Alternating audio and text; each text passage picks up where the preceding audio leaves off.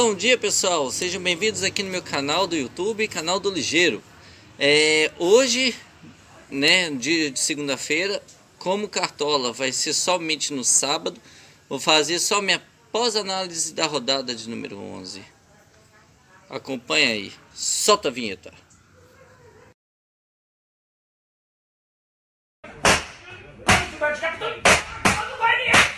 O que tá rolando aí, Capê? Cartola tá te tirando do sério, irmão. Você estuda, você lê, você assiste jogo, não sei o que. Aí você monta um time 10 horas no computador. Aqui, você põe no Paraíba, Gilberto Capitão, pensa em colocar o Cleison. Então, o que acontece? Gol do Goianiense! Para dinheiro essa merda, caralho! Não sou eu que jogo! São vocês! Seus Zé Ruela desgraçados!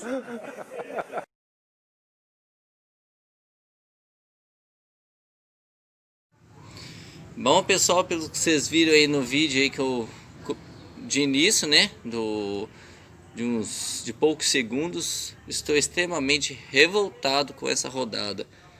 Na verdade, das duas últimas, né, porque a rodada 10 e a rodada 11 não foi nem muito agradável para mim.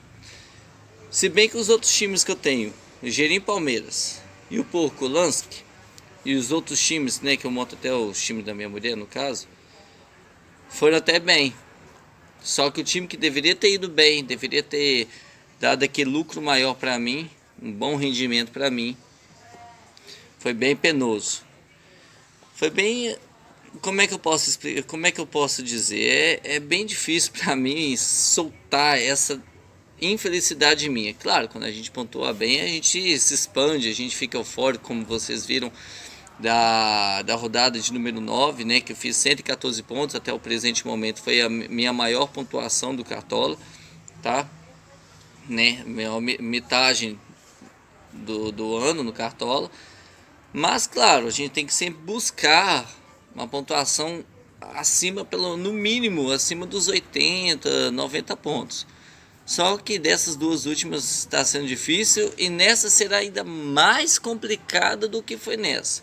O que aconteceu nessa rodada de número 11? Rodada de número 11 foi uma rodada de muitos desfalques, onde tinha jogos bastante complicados, né? A lateral e a zaga já está bem difícil da gente escalar, né? Porque não tem time para a gente poder escalar. Não existe zagueiros que pontuam fazem aquelas pontuações míticas, né? Tipo, pelo menos uns 8, 9 pontos fora do SG. Não tem lateral que vai para cima, faz uns 10, 15 pontos. E quando a gente nem imagina escalar, os ordinários vai lá e faz 10, 15 pontos. Porque jogador que a gente nem olha, nem dá nada, que vale uma cartoleta só, mal joga no Cartola, que a gente nem conhece o futebol do cara, vai e pontua bem. Aí você vai, vou escalar esse cara nessa rodada. Aí vai lá, negativo. Bom, vida de cartoleiro é assim, né, gente? Vida de cartoleiro não só basta estudar, mas tem que ter uma boa intuição e sentir no fundinho do coração para a gente conseguir ter a coragem de colocar aquele cara no seu time e esperar uma boa pontuação. Primeiro jogo, Atlético Mineiro e Atlético Goianiense. Vou colocar isso como primeiro jogo, apesar que não foi. Na verdade foi Bragantino e Ceará o primeiro jogo. Vamos falar então do primeiro jogo. Na verdade foi Bragantino e Ceará, às 7 da noite. Começou o Cartola, fechando às 6 horas da tarde. Eu fiquei com muitas dúvidas, né? Esperava que o Sacha pelo menos pudesse fazer um gol. Um golzinho, desse pelo menos uma única assistência. Fizesse uns 6 pontos, estava ótimo. Um gol, precisava fazer 3. Um gol. Não fez nem gol, não deu assistência. Parece que ele ficou deitado dentro do gramado lá e ficou olhando só os caras jogar. Fez bosta nenhuma. Bragantino e Ceará teve Alejandro, um tal de Tubarão lá, que eu nem nunca ouvi falar no cara. O cara, acho que foi o primeiro jogo dele no ano no Campeonato Brasileiro. E o cara arregaçou. Foi o primeiro ápice aí que começou a me dar a ilusão de que poderia pontuar bem. Alejandro foi ótimo. Se eu tivesse colocado ele de capitão no meu time, não teria feito a pontuação elástica que eu fiz, que foi os míseros 38 pontos. Claro que eu não posso desvalorizar tanto assim a pontuação, que na rodada de número 10, né, a retrasada, foi ainda pior do que essa. Só que esperava muito mais nessa, porque estava não só muito confiante, né? Porque os atacantes estavam super bons para escalar, não tinha atacante ruim para escalar, muito menos o meio-campista. O meio-campista também não estava ruim, o que estava ruim era a defesa, né? Nem o goleiro estava ruim, que o goleiro na próxima rodada é João Paulo de novo. Isso sem sombra de dúvida. João Paulo vai ficar para mim até uma hora que ele começar a despencar de verdade. Mas até o presente momento é JP na cabeça. Sem errar, sem esperar defesa difícil, sem esperar nada. É JP na cabeça, tá? Até o presente momento. Mas antes de começar a falar um pouco mais da análise da rodada de número 11, eu vou explicar para vocês o esquema que eu estou fazendo. Como a semana passada e essa provavelmente a outra vai ter Libertadores e Copa do Brasil, né, para terminar a primeira fase da Libertadores, né, porque como antes da pandemia a Libertadores terminou na segunda rodada, partiu para a terceira e agora vai para a quarta. E aí na semana que vem já termina a primeira fase da Libertadores, se eu não estiver enganado. E aí só na rodada 14 que já começa o esquema. Sábado, domingo, quarto. Sábado, domingo, quarto. Sábado, domingo, quarto. Tá? O primeiro turno termina em outubro. No final do mês, lá pro dia 8 de outubro, se eu não me engano, termina a primeira fase do primeiro turno do Cartola. Meu objetivo, meu foco é terminar isolado na liderança do time principal no primeiro turno, para entrar para o segundo turno mais sossegado e com a cabeça mais leve, né? E não está nada fácil. Desculpa, não estou mal, estou super bem, tá? Não estou mal nas pontuação, apesar das duas últimas ter sido péssimas, mas no início eu comecei até bem, foi de 60 para cima, né? 60, 70, 80, cheguei até os 90 pontos. Aí depois consegui 114 pontos, né, com ajuda graças ao Galhardo, né, e entre outros, mas Galhardo que me ajudou bastante a subir aí, tá? E por isso que eu tô lá em cima, né? Consegui também, né, confiando também o Alisson, tava jogando super bem, jogou super bem ontem contra o Palmeiras também. O Alisson, dependendo da situação, o Alisson também vai estar no meu time também na próxima rodada. Mas não vou dar dicas agora não. Vou dar meu canal de vídeo de dicas do Cartola vai ser somente ou na sexta ou no sábado. Mas provavelmente seja na sexta-feira, que eu não sei como é que vai ser meu sábado, tá? Então vou fazer provavelmente na sexta-feira. O mais certo é na sexta. Se na sexta eu não fizer, não vai passar do dia de sábado, tá? Aí a hora, sim, vou tentar fazer de manhã ou no meiozinho da tarde, lá por volta dessa hora que eu estou fazendo de hoje. Bragantino e Ceará, 4-2 para o Bragantino, com uma assistência e um gol de Alejandro, fazendo 17 pontos no Cartola. Uma pontuação que foi excelente para mim. Se eu tivesse colocado ele de capitão, pelo menos acho que eu tinha feito somado uns 50, 60 pontos no mínimo, tinha feito. Mas eu confiei o Marinho, né? O Marinho estava de capitão no meu time.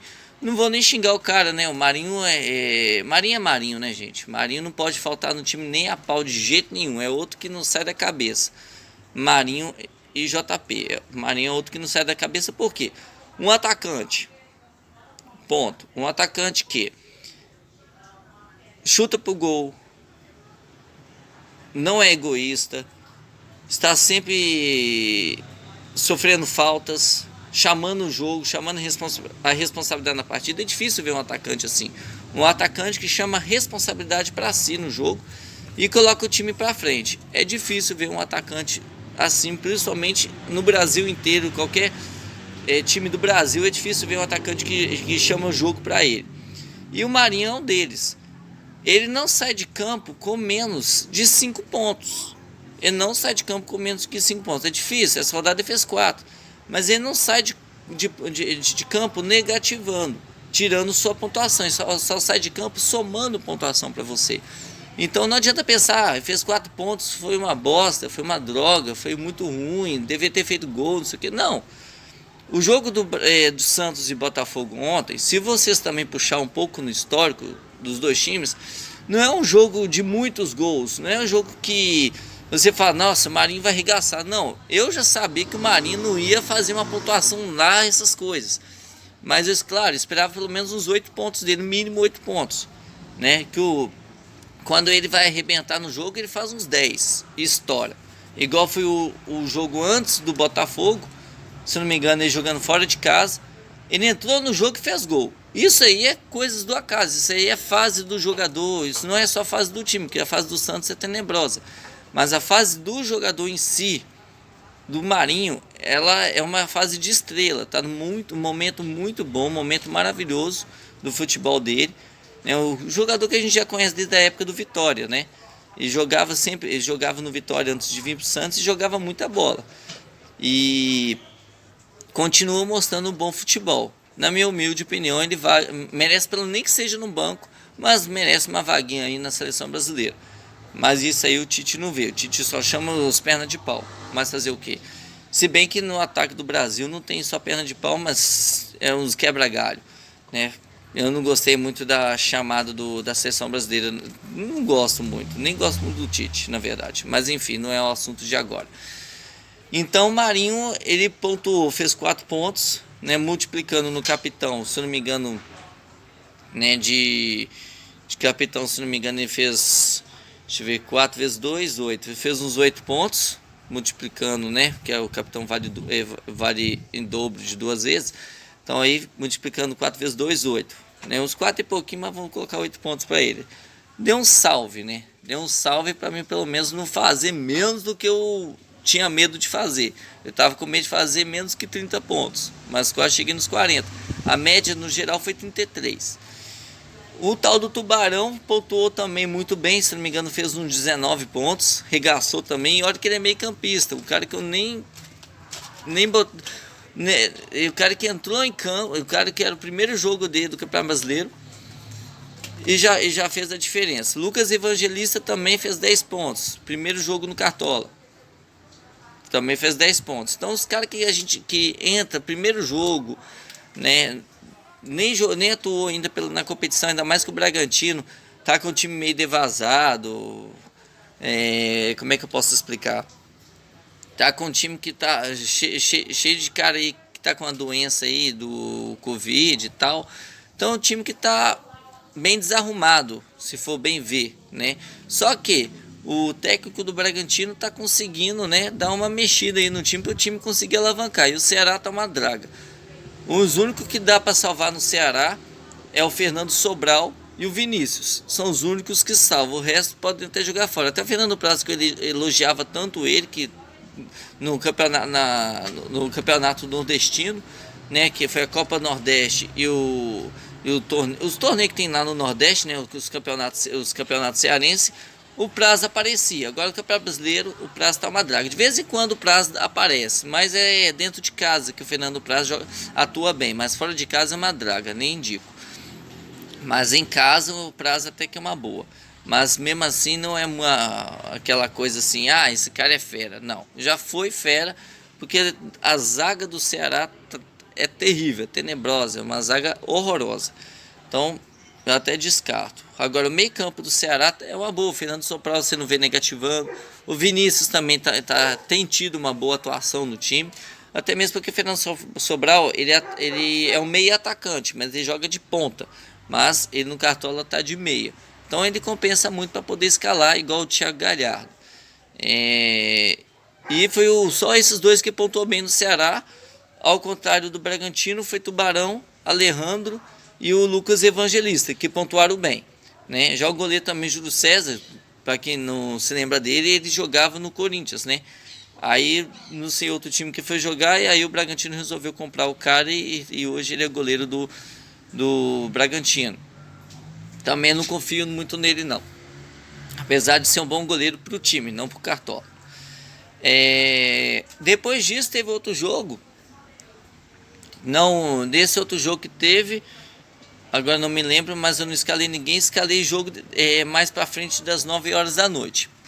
Esse jogo foi um jogo surpresa para mim, por quê? Porque eu não esperava que o Keno pudesse fazer 3 gols. Essa foi um baque assim, uma facada nas costas que doeu até meu coração de ter visto 3 gols do Keno. Mas por que o Keno fez 3 gols?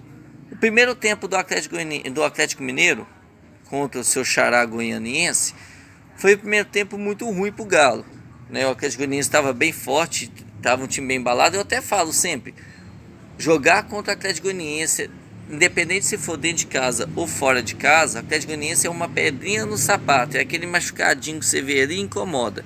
Sabe aquele machucadinho, aquele cortinho de nada no dedo, no qualquer parte do corpo, uma pelinha assim começa a jorrar sangue como se tivesse arrancado o dedo.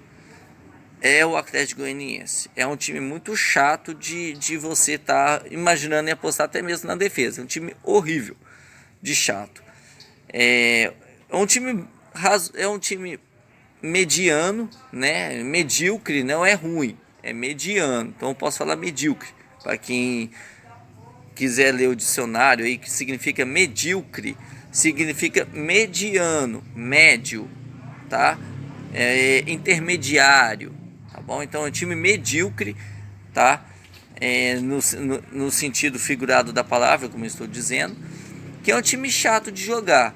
Não é um time que vence, não é um time que ganha, mas é um time que tira SG no seu cartola, briga até o fim, mas não é um time que é aquele que você fala, nossa, esse cara é foda, esse cara eu vou escalar. Não, você não enche os olhos de escalar ninguém do Atlético Goianiense, tá? Não enche os olhos de escalar ninguém. Mal o tal de Kaiser aí, que saiu do Atlético Goianiense e já está no Atlético Paranaense. Talvez ele vai até pro jogo na próxima rodada de número 12 jogar aí. Agora não lembro contra quem o Atlético Paranaense vai jogar, mas vai ser o primeiro jogo de sábado das 7 horas da noite. Que esse Renato Kaiser vai jogar aí. Não sei se provavelmente deve jogar e com certeza será um dos mais escalados na rodada. Acredito eu, porque está numa fase excepcional. Acho que ele fez o último jogo aí dele contra o Atlético Mineiro. Depois acho que ele saiu, não vi muito bem o jogo dele. E o Atlético Mineiro jogou até bem, né? No primeiro tempo fez 1-0 em cima do Atlético Mineiro. Quando ele fez aquele 1-0, o Atlético Mineiro tomou 1-0. Aí já pensei, ixi, já foi embora dos meus 10 pontinhos aí. 10 pontos já foi pro saco. Por quê? Porque eu tinha Alonso e o Arana. E nenhum dos dois jogou bosta nenhuma. Arana negativou e o Alonso fez 1,30. Não ajudou em bosta nenhuma. Por quê? Eu não conto muito com SG, na verdade. SG tá sendo uma coisinha que você tem que acender, quase que acender uma velhinha e pedir pelo amor de Deus, pelo menos segura os 5 pontinhos aí. Porque os laterais e os zagueiros não estão roubando nem a bola, nem indo para ataque, nem nada. Não sei o que esses laterais, esses zagueiros estão fazendo no campo. Porque parece que eles ficam ali boiando ali, vendo a bola subir na cabeça deles, deixando os caras fazer o que eles bem entender dentro da área. Aí o Atlético Mineiro vai lá e toma 1-0. Beleza. Segundo tempo, quem que entra? Todos os cartoleiros que eu acompanhei, que eu vi, né, não vou citar nomes, mas todos os cartoleiros, youtubers que eu estava acompanhando, estava buscando informações, que além de você ter que escalar seu time, você tem que buscar as informações para ver se aquele cara vai jogar ou se não vai jogar, para ver se, né, tem a possibilidade do cara entrar dentro de campo ainda, por causa da Libertadores da América e Copa do Brasil. Se bem que o Atlético Mineiro não está nenhum dos dois e o São Paulo adora inventar moda. Aí e o Natan, na verdade, ele estava de lesão, né? Tá voltando agora de lesão, na verdade. E eu não contava muito com ele entrar. Teve gente que bancou ele, teve gente que quis bancar ele e colocar ele no time e pensou, vamos arriscar aqui, quem sabe ele não faz alguma coisa. Foi lá, quando ele entrou no time, quando ele subiu, não sei quem que ele substituiu, acho que foi até o Sacha, ele matou a pau. Depois que o Natan entrou no time, o Atlético Mineiro mudou a figura, mudou a maneira de jogar, mudou a tática de jogar e mudou totalmente o roteiro da partida. Natan entrou e já chamou a responsabilidade, sofrendo a falta dentro da grande área, causando pênalti. E aí que acontece? Keno foi bater. Não, na verdade ele não entrou no lugar do Sacha, não. me engano, minto. Mas o Sacha foi substituído, mas agora não lembro com quem que ele no lugar de quem que entrou no lugar do Sacha. Aí o Sacha vai e pipoca, por quê? Porque perdeu o pênalti na outra rodada, que eu nem tinha escalado ele na verdade. Só que eu pensei, ele estava desvalorizado e poderia valorizar bem nessa rodada se pelo menos ele tivesse feito uns 8 pontos, né? Aí eu pensei, pênalti é com o Sacha, né? Keno bate e faz o primeiro gol. Tudo bem. Até aí não tem nada a ver. Aí Sacha logo em seguida foi substituído. Depois do pênalti batido, um tempinho depois, Sacha foi substituído. Aí que me acontece, Keno desencanta no jogo e resolve aparecer. Nas últimas rodadas, voltando um pouquinho só para trás, nas últimas rodadas, o Keno não estava fazendo muita coisa, negativando quase todos os jogos. Não estava fazendo aquela pontuação boa, né, esperada, nem que fosse os 4 pontos. Na rodada retrasada, na rodada dessa, ele fez uns 4 pontos, uns 4,30 pontos. Agora nessa rodada, eu não esperava tanto por conta disso, porque na rodada 10 ele fez 4 pontos, na outra rodada ele negativou, e na outra rodada também estava negativando.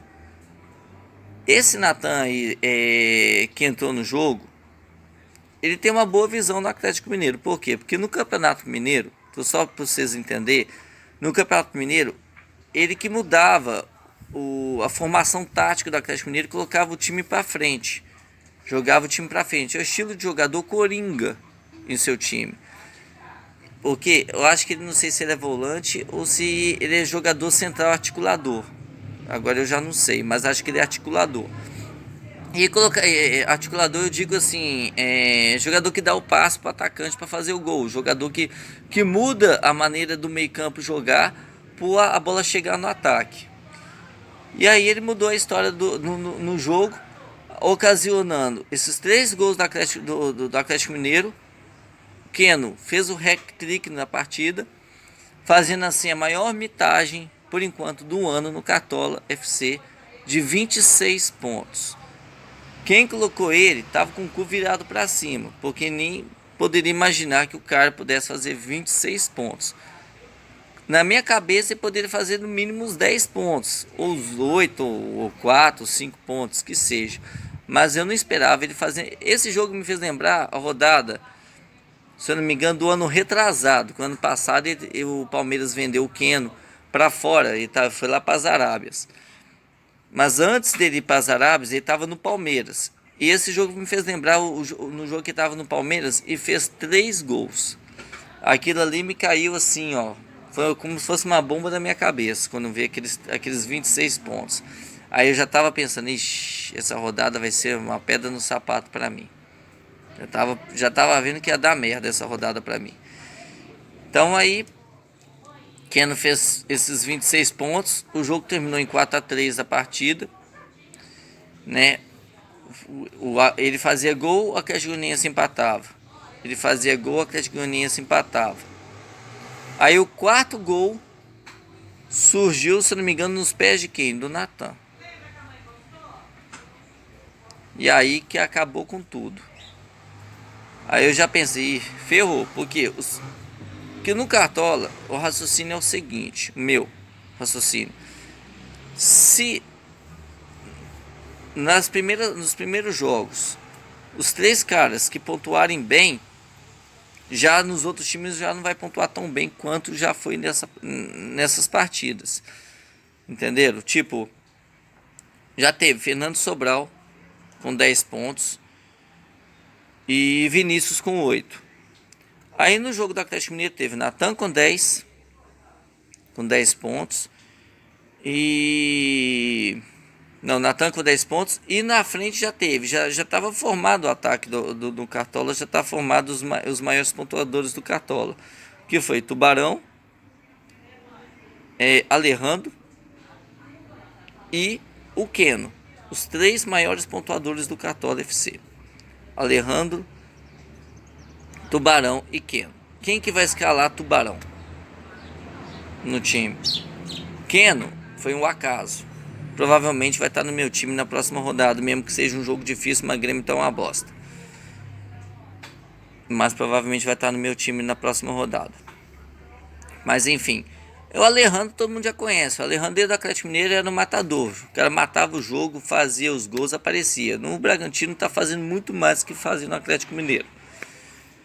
Aí como o meio campo no sábado já tinha sido fechado completamente, quase que completamente, que ontem teve mais um que completou o trio ali, né? Porque na lateral poderia ter sido o Sport, mas no meio campo já tinha completado, na minha opinião. Vinícius, que foi um dos mais escalados, e o Fernando Sobral também foi um dos mais escalados. Com o Alejandro e o Natan também. Teve Natan, Vinícius Sobral, Vinícius e Fernando Sobral. Aí essa rodada Atlético Goianiense e Atlético Mineiro foi aquela rodada assim para mim ficar assim chorando para pelo menos alguém do meio campo e alguém da defesa pontuar, pelo menos fazer uma pontuação regular. Não foi o que aconteceu. E teve Inter também. Inter também jogou nessa rodada, não posso esquecer do Inter, que eu coloquei o Patrick no meu time, que parece que dormiu dentro de campo e acho que talvez nem jogou, porque eu nem vi ele jogar. Zerou a pontuação, acho que sofreu. Tava fazendo 1,50, fez um impedimento, fez algumas faltas e ainda tomou cartão, negativou. Nem sei se escalo ele mais para frente de novo. O Inter perdeu para Fortaleza de 1-0, foi um dos primeiros jogos de sábado. Teve Bragantino e Ceará, Fortaleza e Inter, que Fortaleza perdeu de 1-0. E por último Atlético Mineiro e Atlético Goianiense. Aí depois para domingo, teve jogos de domingo. Palmeiras jogou contra o Grêmio. Eu tava rezando, tá faltando o quê? 5 minutos para acabar o jogo. Palmeiras não poderia conseguir segurar 5 minutos. O abençoado do Luxemburgo não poderia colocar o time mais para frente, sabendo que todo jogo leva gol. E eu tava contente, pulando de alegria, pelo menos um SG no meu time. Não podia segurar o SG. Tinha que recuar o time 100% para trás e deixar o Grêmio atacar para fazer o gol de empate. Faltando 2 minutos para a partida terminar. 2 minutos. Um cara lá, eu acho que Guilherme Azevedo, um cara que saiu do banco lá, para pelo menos o Grêmio não perder o jogo dentro de casa, empatar a partida. O resultado foi bom para o Grêmio? Não. Foi bom para o Palmeiras? Também não, porque o Palmeiras já tem umas 50 partidas que também não ganha, só sabe empatar essa bagaça desse Palmeiras, ele só sabe empatar. Aliás, ganhou do Corinthians, mas para mim o jogo do Corinthians não foi válido porque o resto só sabe empatar. Tá invicto? Tá bom? Não, porque só empata não ganha. Mas enfim, quem eu tinha colocado no meu time e me arrependo de não ter colocado, de ter tirado, perdão, Rafael Veiga. Eu tava muito confiante no Rafael Veiga. É um bom jogador, né? Aparecia muito no Coritiba, um excelente jogador, jogava muito no Coritiba e o Palmeiras resolveu contratar o cara porque o cara chuta bem pro gol, o cara tem uns bons chutes.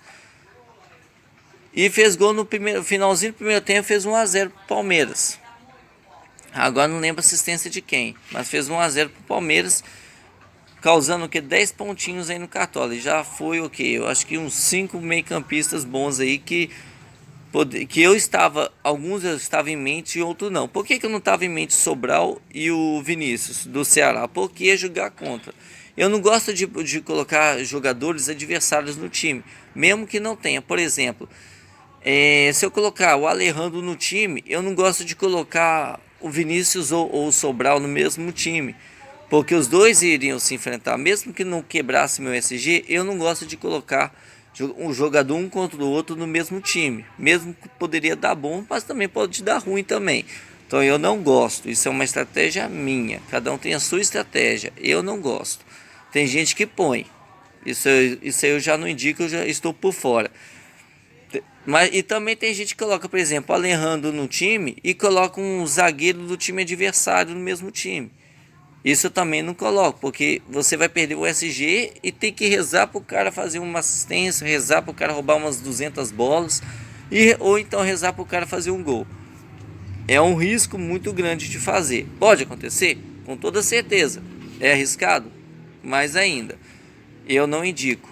Mas tem gente que coloca arriscando tudo que tem que arriscar. Às vezes para um tiro curto, uma liga de tiro curto que é pouquinha rodada, ou às vezes no mata-mata que a pessoa já vai para ir com tudo mesmo, não tem nada a perder. Então tem gente que faz assim. Outros, como eu, são mais cautelosos, né? Coloca times e jogadores de times diferentes esperando a mais do que poderia fazer, né? Nos outros jogos que teve das 7 horas da noite, que foi Santos e Botafogo, pelo histórico que vi, não era um jogo de muitos gols. Era um jogo para 1-0 ou 0-0. Dito e feito. Marinho não pontuou tão mal, fez 4 pontos, como eu já havia citado aqui no vídeo, mas também não fez o que a maioria dos cartoleiros esperava, pelo menos o gol, uma assistência. Mas Gatito também estava esperado no jogo, né? Tanto que fez 12 pontos na partida. E lembrando que o Cartola FC não está pontuando os goleiros nas defesas difíceis, como por exemplo a defesa do Everton na falta que foi cobrada, se não me engano, de Alisson no jogo. Primeiro jogo de domingo, às 4 horas da tarde, Alisson bateu a falta e o Everton fez uma grande defesa. Não deram DD para o Everton. Não sei qual que é o critério de defesa difícil para esse Cartola, não sei. Cada hora eles arrumam um critério diferente, igual a bola na mão quando o juiz vai apitar. Cada juiz tem um critério diferente na hora de apitar a bola na mão, né? Tem juiz que acha que bola na mão é quando o cara vai dar um tapa na bola, ou quando a bola sem querer bate na mão. Quando a bola, no caso, o cara tá numa falta lá, vai bater a falta, e a bola bate no cotovelo do cara, o cara já dá a mão. E a mão já tá junto ao corpo, tá assim, ó, junto ao corpo. Nem sem isso não é mão. E tem juiz que dá a mão, né? Bateu, o cara tem que amarrar, tem que jogar com os braços amarrados atrás para não causar a mão. E mesmo assim dá quando a bola bate atrás do jogador. Mesmo assim dá. Então não sei mais o que é mão na bola para os árbitros da FIFA. Então o jogo do Santos e Botafogo foi esse tipo de jogo de 0-0, onde o Gatito pontuou até bem, fez 12 pontos. E o Marinho fez um jogo tranquilo, não foi um jogo mau, né? Apareceu bastante no jogo, teve várias oportunidades para ele fazer o gol, mas o Gatito estava inspirado. Mais tarde teve o jogo de Sport e Fluminense. Eu esqueci de trocar o Calegari com o Patrick. No meu time do Ligeirinho Palmeiras tinha um Patrick no time. Engraçado que o meu time alternativo eu fiz 70 pontos. E no meu time de apostas eu fiz, se não me engano, quase beirando 50 pontos. A pontuação que eu queria ter feito no principal eu não fiz. Se eu tivesse nos 70 eu estava comemorando, com toda certeza. Mas, enfim. Esse joguinho aí não era de se esperar muita coisa mesmo do Fluminense, né? Porque o Fluminense estava com um time totalmente reserva. E o time do Fluminense está horrível, né? Nem o Nenê jogou, porque eles quiseram poupar o time do Fluminense para a Copa do Brasil. Então é um jogo que prefiro nem comentar tanto. Só esse comentário que eu vou fazer em relação ao jogo. Que eu vacilei na hora de fazer a escalação. Vacilei demais na escalação do meu time dessa última rodada. Mas podem ter certeza, a metade dessa próxima rodada de número 12 com certeza vai voltar. E o Ligeirinho vai voltar mais uma vez, arrebentando aqui, arrebentando a boca do balão. Espero que vocês estejam gostando do meu vídeo, do meu canal também. Se puder dar o like, solte os seus comentários e compartilhe meus vídeos aí para o povo aí. É um vídeo que demorou um pouco mais de 30 minutos, né? Explicando minha pós-análise, o que aconteceu na partida, minha chateação, né? E meu desabafo também, a minha revolta da minha própria pontuação, tá? Dessa análise que aconteceu e o que houve nessa rodada, tá? Vou dar minhas dicas essa semana. Como eu disse, tem Libertadores e Copa do Brasil. Esperar o que vai acontecer nessa semana para eu poder dar as minhas dicas, porque sem ter noção de como vai ser, né? Se vai ter jogo adiado, se não vai ter, porque o Flamengo, tô falando jogo adiado porque o Flamengo tá com meio time com Covid-19. Então eu não sei se do Flamengo pode ser adiado, se não pode, se vai haver Flamengo e Palmeiras, que é a próxima rodada. Então tudo pode acontecer aí. De certo, o Atlético Mineiro vai ser o mesmo time que jogou contra o Atlético Goianiense, acredito eu. Mas tudo pode acontecer até sexta-feira, Tá bom, gente? Muito obrigado aí, valeu por tudo, forte abraço, uma semana maravilhosa e abençoada para vocês. E espero que vocês estejam gostando aí do meu canal. Forte abraço e fui!